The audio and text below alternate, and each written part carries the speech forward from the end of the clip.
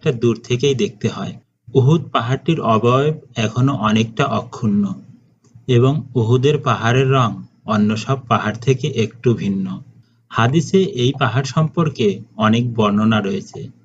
এক বর্ণনায় রাসূলুল্লাহ সাল্লাল্লাহু আলাইহি ওয়াসাল্লাম বলেন, উহুদ পাহাড় আমাদের ভালোবাসে, আমরাও উহুদ পাহাড়কে ভালোবাসি। এছাড়া অনেক হাদিসে সওয়াবের পরিমাণ বোঝাতে রাসূলুল্লাহ সাল্লাল্লাহু আলাইহি ওয়াসাল্লাম উদাহরণ হিসেবে উহুদ পাহাড়ের কথা বলেছেন।